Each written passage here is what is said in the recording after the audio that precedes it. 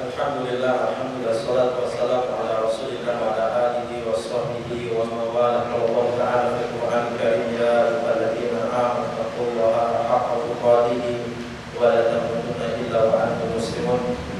Allahumma shalli wa sallim ala nabiyyina Muhammad wa ala alihi wa sahbihi wa man tabi'ahum bi ihsan ila yaumil qiyamah.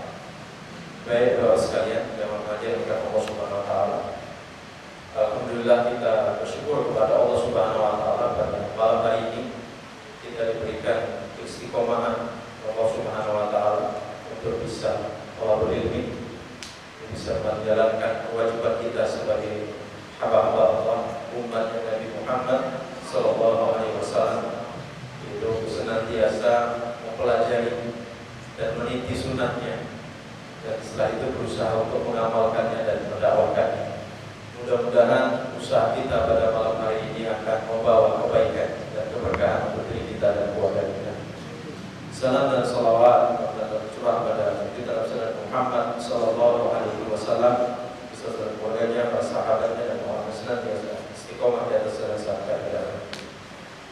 Baik, karena waktu terbatas kita langsung saja pada pembahasan kita pada malam hari ini. Kita sampai pada pembahasan tentang sifat sholat jamaah atau pelaksanaan sholat jamaah itu sendiri.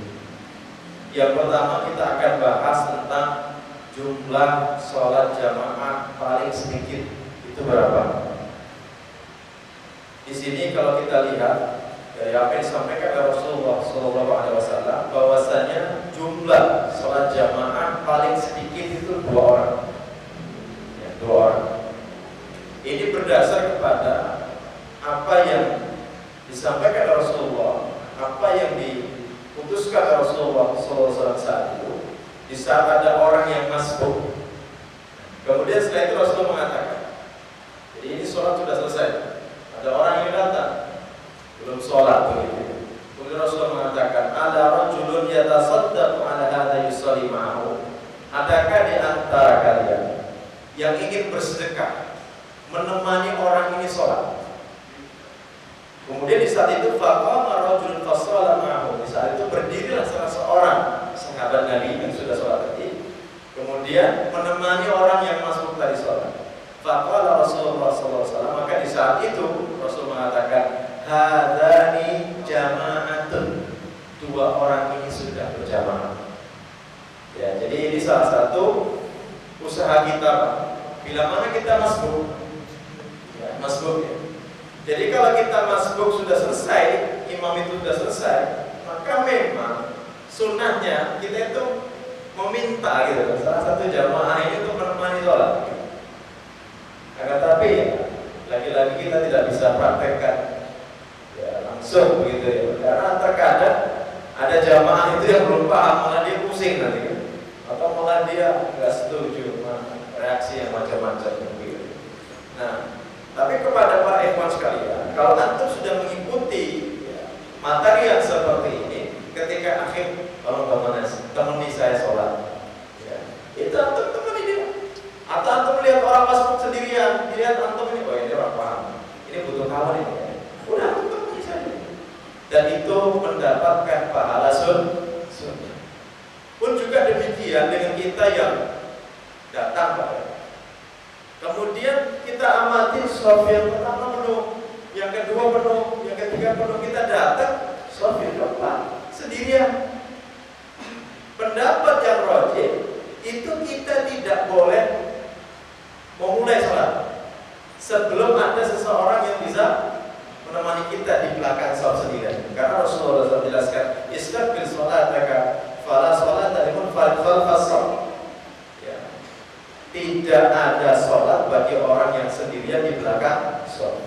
Kayak begitu.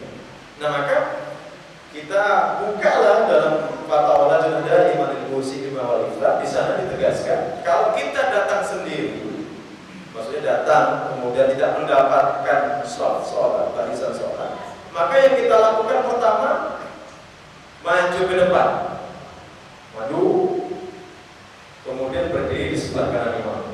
Begitu. Dengan catatan jangan dipraktekkan saat ini sebelum ada penjelasan, ya. Jangan sampai Bantu begitu kan. Nanti ini ikut-ikut ngaji di mana Pak? Aliran apa lagi begitu. Memang itu ada tuntunannya dari para ulama. Ada penjelasannya dari mereka. Nah, kalau tidak memungkinkan untuk maju ke depan itu, maka apa yang dilakukan oleh seseorang yang sholat sendiri itu? Ada dua pilihan. Boleh dia keluar dari masjid tersebut, mencari masjid yang lain yang memungkinkan dia dapat barisan itu, atau dia bertahan tetap di belakang itu, tapi tidak sholat sampai ada kawannya. Kalau memang sampai selesai juga tidak ada kawannya, kan yang dilakukan tadi, dia akhir temani saya sholat. Jadi setelah salam itu, dia mencari orang yang bisa menemani itu. Nah, maka kalau bangun masjid itu dilebarkan supaya masuk semua, beberapa orang masuk. Jangan disempitkan. Kalau disempitkan, kadang-kadang 2 sof sudah penuh, 3 sof sudah penuh gitu. Nah, ini jumlah terkait sholat jamaah itu 2 orang. Ya. Kalau ukuran suatu kampung itu termasuk dikuasai setan apa tidak, itu 3 orang sebenarnya. Nabi bersabda, "Ma min salasatin fi qaryatin wala badwin la tuqama fihim sholatul jamaah illa stawada alaihi musyabah." Tidaklah suatu kampung atau suatu desa yang di situ ada 3 orang, akan tapi di tengah-tengah mereka ini tidak ditegakkan sholat berjamaah, maka kata Nabi, illa stawada alaihi musyabah, maka setan berkuasa atas mereka 3 orang. Jadi istilah kata setan itu menjadi rajanya mereka. Setan itu mudah untuk memperdayai mereka. Kalau di dalam satu desa itu ada 3 orang, tapi tidak menegakkan sholat berjamaah, maka kita sedih kalau ada kampung, ada masjid, atau kampung ada musola, kok nggak ada yang sholat berjamaah. Itu dikuasai oleh setan. Sebenarnya mudah, kita dikuasai oleh setan. Cukup di saat kita tidur itu kesiangan, itu bukti kita sudah dikuasai oleh setan. Bada syaitan fi udhuni, setan itu mengencingi telinganya. Sehingga apa? Dia tidak mendengar adzan. Nah, orang-orang yang kesiangan itu dikuasai oleh setan. Apalagi ketika kita tidur, setan akan mengikat kita dengan berapa pukul? 3 pukul. Nah, pukul yang pertama itu akan terlepas manakala kita bangun baca doa. Pukul yang kedua akan terlepas manakala kita mengambil air wudu. Pukul yang ketiga akan terlepas manakala kita sholat. Maka di pagi hari kata Nabi, orang yang sudah seperti ini, fa'asbaha nasyidun thayyibun nafs. Di pagi hari dia terlihat bergairah, orangnya cekatan, nasyid itu ya, sungguh-sungguh gitu ya.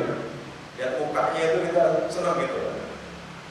Kemudian hatinya baik, mukanya berseri-seri. Kalau pagi hari orang, tapi kalau orang tidak bisa seperti ini, pukul setan itu masih melekat dalam dirinya.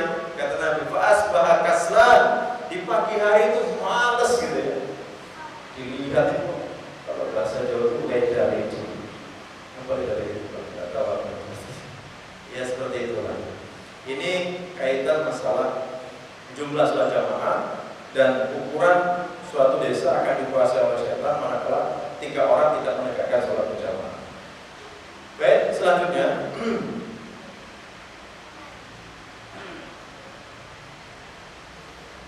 tentang masalah barisan makmum. Barisan makmum ini yang harus kita pahami. Kalau makmum itu 2 orang, yang saya masih lihat dan masih kita amati, itu barisannya masih kadang mundur 1 langkah, atau ujung jari jemari makmum itu kadang di tumitnya imam ketika 2 orang. Padahal kalau kita melihat bagaimana praktek sholat Nabi dan para sahabat, ketika 2 orang itu kaki itu sejajar, nggak mundur sedikit pun enggak. Jadi benar-benar sejajar. Ini hadis yang disampaikan oleh Sa'ad bin Abbas radhiyallahu anhu, berkata, "Bittu fi baiti khalati Maimunah." Saya pernah menginap di rumah bibiku Maimunah binti Haris, itu istri Rasulullah SAW. Kemudian beliau mengatakan, aku melihat Rasulullah SAW sholat isya di masjid. Kemudian beliau pulang dan sholat 4 rakaat lalu beliau tidur. Kemudian beliau bangun, faqama summa qama, kemudian beliau bangun dari tidurnya. Faji'tu faqumtu an yasari, kemudian ketika Rasulullah bangun sholat, di saat itu sahabat Ibnu Abbas ikut bangun dan sholat, tapi berdirinya di sebelah kiri Nabi di saat itu. Faja'alani an yaminihi fa shalla 5 rakaat, maka saat itu saya ditarik, diputar, suruh berpindah di sebelah kanan Nabi. Dan itu posisinya kakinya sejajar dengan imam. Posisi kakinya sahabat Ibnu Abbas itu sejajar, tidak mundur sedikit pun, sejajar sebagaimana kita sholat menjadi makmum dengan yang lain. Jadi sejajar seperti itu. Itu bila mana makmumnya itu satu, 2 orang sedang sholat sejajar. Kemudian hadis yang lain juga di sini, ataitu Rasulullah SAW min akhiril laili fa sholatu khalfa fa akhadha bi yadi fa jarrani fa ja'alni hidaa'a. Tadi juga sama, beliau mengisahkan pada suatu malam beliau menginap di rumah Nabi, dan saat itu beliau sahabat Ibnu Abbas ini justru fa sholatu khalfa, saya sholat di belakang Nabi. Tiba-tiba apa? Nabi menarikku, ditarik tanganku supaya maju, kemudian berdiri di sebelah kanan. Ini dalil yang kedua. Nanti bisa dilihat dalam hadis riwayat Imam Ahmad dan disahihkan oleh Syu'aib al-Arnab dalam Takhrij Musnad Imam Ahmad. Kemudian juga hadis yang lain akan menguatkan akan hal ini, yaitu ketika sahabat Jabir bin Abdillah itu datang ketika Nabi sedang sholat sendirian. Sahabat Jabir ini berbaris lagi-lagi di sebelah kiri Nabi. Akhirnya apa? Oleh Nabi ditarik supaya pindah ke kanan. Tidak lama dari itu sahabat Jabar itu datang. Barisnya di mana? Di sebelah kiri Nabi. Karena setelah itu Nabi mendorong keduanya untuk mundur ke belakang. Nah, dari sini kita bisa mengambil sebuah kesimpulan bahwasanya salatnya 2 orang sejajar. Kalau makmum lebih dari 1 orang, berarti sebagaimana yang sudah dilaksanakan mundur ke belakang. Nah, dari aktivitas Nabi menarik, memindah dari sahabat Abbas dari kiri ke kanan, sahabat Jabir pun juga demikian, mendorong sahabat Jabir dan Jabar untuk mundur ke belakang. Di sini ada sebuah aktivitas Nabi, yaitu bergerak, ada gerakan. Maka disimpulkan bergerak dalam sholat selama itu dibutuhkan itu nggak apa-apa, diperbolehkan. Termasuk antum yang pakai sarung itu kalau lepas ya jangan dibiarin, tetap antum kencengin. Udah pakai sarung, nggak pakai celana dalam, celana bahaya jatuh. Termasuk kalau antum melihat ada sesuatu yang tidak beres, misal anak antum bawa anak, tiba-tiba mendekati, colokan pisau, dan di situ antum lihat ini bahaya, anaknya udah mulai begini, antum maju, tarik anak gitu, seperti itu. Maka tidak ada sebuah penegasan secara dalil bahwasanya bergerak lebih dari 3 kali itu membatalkan sholat. Tapi justru kita dapat riwayat-riwayat yang lain. Salah satu contohnya Rasulullah SAW bersabda, "Uqtulu al-aswadaini fi sholat." Bunuhlah 2 binatang hitam di dalam sholat. Jadi perintah Nabi apa? Kalau kita sedang sholat, tiba-tiba ada ular atau kalajengking ingin mendekat dan menyerang kita, itu pesan Nabi. Kamu jangan putus sholat kamu. Ambillah sesuatu yang bisa membunuhnya, bunuhlah. Setelah itu selesai kamu teruskan, lanjutkan sholat kamu. Tinggal bergeser ke kanan atau ke kiri. Pun juga demikian ketika beliau sedang sholat dalam rumah, kondisi itu dalam kondisi terkunci saat itu. Bunda Aisyah mau masuk rumah, beliau sedang sholat. Yang di saat itu pintu rumah itu tepat di akhir, maka beliau berjalan membuka pintu tersebut, kemudian beliau kembali lagi dan melanjutkan sholat. Dan dari sini jelas ya, jadi bergerak di dalam sholat selama itu dibutuhkan maka tidak mengapa. Yang tidak diperbolehkan itu banyak bergerak, bahkan ini bisa membatalkan bila mana banyak bergeraknya itu memang tidak dibutuhkan. Ya, enggak gatal baru-baru kamu bergerak-gerak seperti itu yang tidak dibolehkan. Tapi selama itu dibutuhkan tidak masalah. Baik, selanjutnya kalau tadi untuk laki-laki, bagaimana untuk perempuan, untuk para wanita?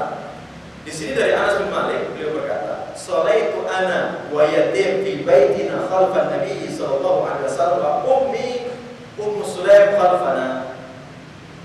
Jadi Anas bin Malik beliau berkata, saya salat bersama seorang anak yatim di rumah kami di belakang Nabi sallallahu alaihi wasallam dan ibuku Ummu Sulaim di belakang kami. Jadi kalau makmum, ya, wanita ini bermakmum dengan laki-laki, itu pilihannya di belakangnya tepat atau di sebelah kanan, itu sama-sama diperbolehkan. Ya, tapi ada penegasan-penegasan dari para ulama. Kalau hanya berdua, ini laki ini perempuan, kalau dia mahramnya atau istrinya, oke, boleh. Ya. Tapi kalau ini adalah orang lain, ajnabiyah, wanita yang bukan mahram, maka di dalam sholat juga berlaku khalwat. Maka kalau antum ketika safar tiba-tiba ada perempuan, Pak mau sholat Pak ya, makmum ya Pak ya. Di saat di masjid itu nggak ada orang lain, nggak ada jamaah yang lain kecuali antum sama dia, nggak boleh meskipun itu dalam sholat. Seperti itu. Kecuali kalau dia berdua, perempuannya bertiga, oke, makmuman sama antum, itu tidak masalah. Ya, itu tidak masalah. Nah di sini ketika wanita jadi makmum laki-laki seperti itu. Nah bagaimana jika wanita menjadi imam bagi wanita yang lain? Nah ini yang laki-laki banyak di masyarakat belum pada paham. Di mana posisi imam itu? Nah, kita bisa lihat dari Rabta al-Hanafiyah yang berkata, Ana Aisyah amat gunna wa qamat bainahunna fi sholati maktubah. Ibu Aisyah itu pernah mengimami para wanita yang lain, para sahabat yang lain, dan beliau berdirinya di mana? Di tengah satu baris sejajar dengan makmum, tidak maju ke depan. Ini untuk salat jamaahnya perempuan. Ya, jadi dia tidak, imamnya tidak maju ke depan, dia sejajar dengan makmum dan posisinya dia di paling tengah. Itu jamaah perempuan begitu. Kalau berdua sama, perempuan sama sejajar. Ketika lebih daripada itu tetap sejajar, tinggal diisi kanan kiri seperti itu. Ini juga sebagaimana Ummu Salamah Ummu Salamah amatun nafakan wasata. Ummu Salamah itu pernah mengimami para sahabat yang lain dan beliau berada di tengah-tengah untuk para wanita. Oke, berikutnya. Salat dalam keadaan sempit, kondisinya itu sangat sempit. Itu bagaimana? Di sini para sahabat di saat dihadapkan dengan kondisi yang sempit, misalnya ketika ada sholat di kapal sempit, ya, tempat sholat, atau mungkin di rumah makan sempit, gitu ya. Kalau harus 3 baris nggak cukup, tapi kadang itu lebar, gitu. Nah maka ada yang menjelaskan makmum boleh ya, berbaris di sebelah kanan. Yang penting imamnya itu di sebelah kiri. Jadi nanti imamnya mepet ke kiri, makmumnya di kanan semuanya. Seperti itu. Kalau memang kondisinya cukup hanya satu shaf. Jadi antum jangan sampai berpikir begini, dengan adanya ruangan yang sangat sempit yang satu baris itu menjadikan antum tidak ada imam, tidak sholat berjamaah. Tetap dijalankan sholat berjamaah, tapi imamnya di sebelah paling kiri, makmumnya sebelah kanan. Termasuk yang pendakian gitu ya. Yang terkadang kalau lagi pas di punggungnya gunung itu kan, itu cuma jalan setapak gitu. Kanan kiri sudah jurang. Mau sholat jamaah, bagaimana mau sholat jamaah? Makmumnya di belakang yang duduk nanti kan gitu. Ya sudah, posisinya imam yang paling kiri. Meskipun terkadang imam malah paling bawah, makmumnya akhir begitu ya. Allahu Akbar, ikut berarti makmumnya seperti itu. Nah inilah di antara manfaat kita mengkaji fikih, sehingga kita tidak terlalu kaku harus begini-begitu. ibadah itu ada semacam fleksibel ya dalam menjalankannya gitu. Tapi kadang sebagian kita ini terlalu baku, pokoknya sakral banget lah gitu. Sampai-sampai ketika ada yang masbuk gitu, itu dia duduk, bukan masbuk, ada yang batal. Ketika sholat, dia duduk aja di tempat, nggak mau berwudu ke belakang, ambil air wudu kemudian kembali lagi. Sampai juga ketika ada yang batal yang keluar, itu belakangnya nggak mau maju, nggak mau menutup celah itu. Karena apa? Dia pikir kalau bergerak itu batal.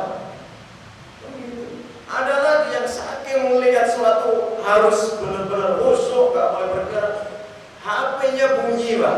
Lagunya Sheila on Seven, Pak. Sampai-sampai imam tuh salah-salah bacanya itu, Pak. Dia mati-matiin. Dan itu sama berkali-kali. Allah. Saya husnudzon kepada anak muda itu. Saya husnudzon, orang ini ingin menjaga kekhusyuan. Dia pahamnya sholat itu nggak boleh bergerak, gitu kan? Nah itulah pentingnya belajar. Supaya kita nggak mampu banget. Ternyata apa? Setelah kita kaji di fatwa-fatwa para ulama, penjelasan yang ada, selama ya, terjadi seperti itu, kita boleh ambil hal itu. Kita geser tanda jawabnya itu, kemudian kita keraskan takbir kita, bacaan kita, begitu. Atau antum bisa mengucapkan subhanallah, bisa. Atau ya, kalau tidak matikan aja. Tapi kalau ada WA jangan dibaca. Kalau dijawab, dibalas lagi. Nggak boleh. Intinya on cam aja, antum keraskan baca. Dia paham kalau kita sedang sholat. Tapi kalau antum langsung matikan, dia malah penasaran. Kurang aja mati. Apalagi yang telepon atasan antum. Telepon lagi, udah on cam. Kadang saya kalau ngisi kajian begini ada yang telepon saya, hidupkan sekalian biar dengerin ceramah saya. Oke. Ustaz lagi ceramah ini. Ada dimati. Seperti ini langkah-langkah yang memang tidak menyalahi syariat dan para ulama pun membolehkan begitu. Termasuk khutbah Jumat.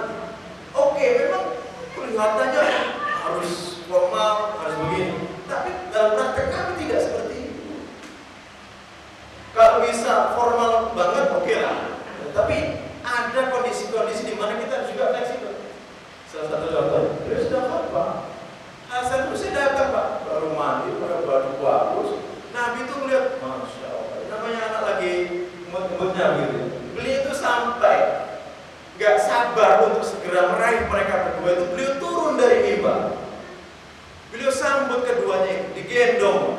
Setelah itu naik ke atas mimbar melanjutkan khutbahnya. Wa'lamu annama amwalukum wa auladukum fitnah. Ketahuilah harta dan anak kalian itu adalah fitnah. Coba hari ini kata khotib, kalau ada khotib begitu, pecat itu langsung kan. Gak dipakai lagi. Termasuk kalau ada imam, misalnya anaknya nyusul gitu ya. Sudah gitu anak itu ganggu abinya tadi itu yang sedang sholat dari imam itu, karena naikin punggungnya dan sebagainya, sehingga mempengaruhi lama dan tidaknya sujud itu. Akhirnya para makmum sudah nggak dipakai lagi, nggak boleh. Ya, karena Nabi sendiri kita bisa lihat Hasan Hussein itu, ya, jadi ketika beliau sujud, di atas punggung beliau, sampai-sampai beliau itu sujudnya lama. Maka ada sahabat itu yang ngintip gitu, dan itu diperbolehkan. Secara hukum fikih itu diperbolehkan. Jadi seorang makmum melihat, mengangkat kepala melihat apa yang terjadi pada imam itu ada kajiannya seperti itu. Nah, kalaulah misalnya kalau kita tidak memahami pemahaman seperti ini, pengetahuan seperti ini, kita akan mengatakan imam ini kan begitu. Tapi kalau kita semakin dalam kita kaji, ternyata ada boleh dalam hati.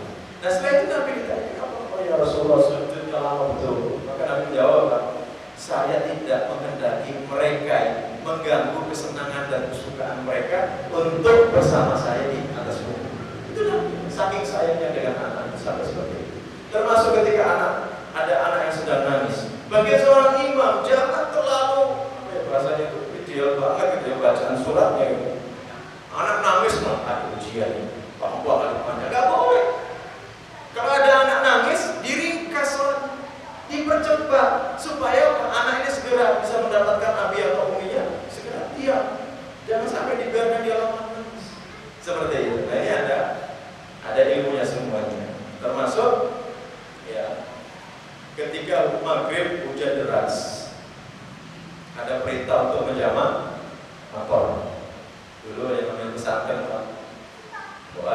para santri itu pengennya maghrib itu hujan.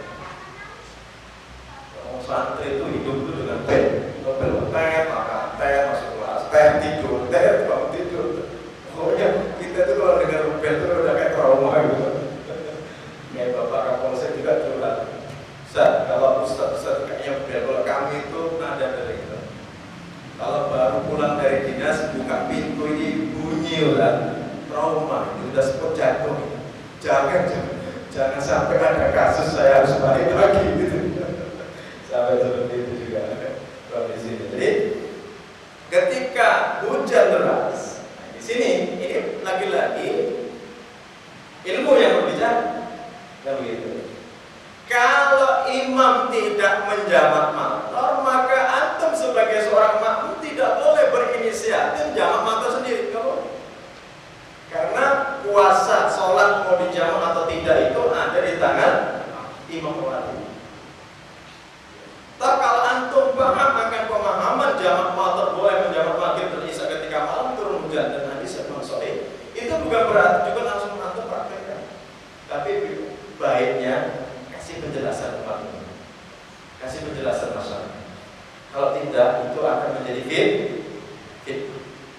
Termasuk kalau hujan deras, adanya gimana Pak? Shollu fi buyutikum, gitu kan? Shollu fi rihalikum. Buat lagi yang baru, gara-gara ada kajian, jadi sesat semua. Ini aliran Wahabi, ya. Radikal. Ini kadang-kadang begitu, Pak. Padahal segala sesuatunya itu, Pak. Kalau hari ini kita dudukkan dengan kepala dingin, ya. Kemudian setelah itu kita buka dalilnya, nggak ada perselisihan di dalam masyarakat kita ini. Ya. Mereka mau mengikuti mazhab Syafi'i silakan, mau mengikuti mazhab Muhammad silakan, karena mereka semua itu juga pijakannya dari, kan begitu. Ya, yang penting jangan saling mencela. Yang mengikuti mazhab silakan, tapi jangan saling mencela. Karena para mazhab itu semuanya tidak ada yang saling mencela dan tidak ada yang mereka menyatakan pendapat mereka lah yang paling benar. Dan antum harus paham, mazhab itu bukan aliran. Mazhab itu adalah pendapat. Kalau mazhabnya Imam Ahmad berarti pendapatnya Imam Ahmad bin Hanbal. Kan begitu. Ya, jadi terkadang di masyarakat tidak seperti itu. Semua maksud Syafi'i ini sudah aliran kami. Baik, selanjutnya kita akan membahas siapakah orang yang berhak di belakang, yang sholat di belakang imam. Di sini Rasulullah bersabda, "Liya minkum ulul ahlami wal nuha." Jadi dalam praktek sholat, pas tepat di belakang imam ini kursi panas, nggak boleh ditempati oleh sembarang orang. Yang menempati adalah orang-orang yang paling tidak sekapasitas dengan imam atau di bawahnya. Gitu. Sehingga ketika Nabi menjadi imam, di belakangnya siapa? Sahabat Abu Bakar. Sebelakangnya siapa? Sahabat Abu Bakar, sahabat Utsman, sahabat Ali. Itu seperti itu. Di pesantren-pesantren yang sudah terkondisikan seperti ini, di belakang imam ini, ke belakang itu Pak, itu dikosongkan. Untuk jalannya kiai atau pimpinan pondoknya itu maju dan diikuti oleh ustadz-ustadz yang senior itu. Masuk, komat, imam, pimpinan jadi imam, ustadz-ustadz yang di belakangnya tepat. Tidak sebagaimana umumnya pondok, justru yang paling depan ini yang anak SMP. Yang paling belakang itu nihali, semakin lama di pondok karena semakin malas. Bosan Ustaz sholat pernah, pondok malah bosan sholat gimana? Ya, jadi di sini Rasulullah menjelaskan hendaknya yang sholat di belakang itu adalah orang yang bijaksana dan pandai. Maksudnya tadi secara kualitas mendekati, karena dia nanti menjadi orang yang paling bertanggung jawab untuk menggantikan imam di saat imam itu batal. Nah, ketika belum kondisi ideal, Pak, ketika antum jadi imam batal, antum harus tarik itu belakang antum. Kok pundaknya? Jangan antum biarkan, gak tanggung jawab. Antum batal langsung keluar aja. Belakang itu bingung, pas di belakang orang yang gak pernah jadi imam seumur hidup. Itu biasa kan, saya kiri, biasa kan. Akhirnya gak ada imam itu nanti sampai selesai. Nah, maka pandai orang-orang yang bijak di sini ya. Kemudian yang selanjutnya untuk bisa meraih soft yang utama, yaitu di sini yang pertama yang dianjurkan adalah barisan yang pertama atau soft yang pertama. Rasulullah SAW bersabda, Inna Allaha wa malaikatahu yusholuna ala sufufil mutaqaddimah atau ala sofil awal. Allah dan para malaikat bersolawat kepada orang yang sholat di sof yang pertama atau awal itu pertama atau mutaqaddimah yang paling depan. Itu satu. Yang kedua, kalau tidak di pertama begini, ada yang lebih khusus lagi. Kalau bisa di sebelah kanan. Di sini innallaha wa malaikatahu yusholluna ala mayamin suhuf. Allah dan para malaikat bersolawat kepada orang-orang yang sholat di sebelah kanan sholat. Kenapa? Di sini ada pernyataan Bara bin Azib radhiyallahu anhu. Beliau berkata, "Kunna idza shalayna ma'a Rasulillah sallallahu alaihi wasallam, ahbabna an nakuna an yaminihi yuqbilu alaina biwajhihi." Kami jika sholat bersama Nabi, kami senang memilih di sebelah kanan. Kenapa kami senang memilih di sebelah kanan? Karena seringnya Nabi kalau habis sholat, kalau tidak membalikan wajahnya sempurna menghadap jamaah, maka beliau agak miring ke kanan. Yang dilihat bukan ingin dipandang oleh Nabi, tapi para sahabat senang bisa melihat wajahnya Nabi Muhammad SAW. Allah SWT. Waktunya terlalu. Oke, satu pertanyaan sampai di sini. Silakan. Ini jauh betul ya. Assalamualaikum warahmatullahi wabarakatuh. Waalaikumsalam. Yang pertama pertanyaan saya, tadi kan apabila kita menunggu kawan untuk menemani kita perjalanan, sementara dia sudah melaksanakan sholat fardunya, lalu dia menolong kawannya untuk sholat, niatnya bagaimana? Bismillah, sholatu wassalam. Nomor dua, tadi kan misalnya dalam satu masjid sholat jamaah, namun prianya tidak ada, adanya yang komat, yang imam. Lalu jamaah perempuannya ada. Itu adakah jarak jamaah wanita itu maju atau tetap di jauh ke sana? Saya saja. Terima kasih. Bismillah, salatu wassalamu ala rasulillah. Yang kedua dulu. Jadi ketika kondisi imam sendirian, ini saya dapat benar Pak, ada masjid yang seperti itu. Dialah yang mazhab, dialah yang koma, dialah yang imam. Takutnya pas salam ada yang jawab. Yang jawab siapa? Nah, makmumnya gimana Ustaz? Kalau kita ada pengeras suara, tidak perlu maju. Karena di dalam sholat itu yang penting dia bisa mendengar gerak suara daripada imam itu sendiri. Kalau dia bisa mendengar, itu sudah cukup untuk mengikuti gerakan imam itu sendiri. Tapi kalau terlalu jauh dan tidak mendengar, mereka suruh maju. Karena kita amati dan kita kaji di zaman Nabi praktek sholat berjamaah itu memang ada para sahabat itu yang sholat bersama Nabi. Tapi mereka itu setelah salamnya imam itu mereka langsung bergegas pulang. Setelah salamnya mereka langsung bergegas pulang. Itu yang terjadi. Kemudian untuk yang pertama tadi terkait masalah niatnya bagaimana? Niatnya dia sholat berjamaah. Niatnya dia sholat fardu itu.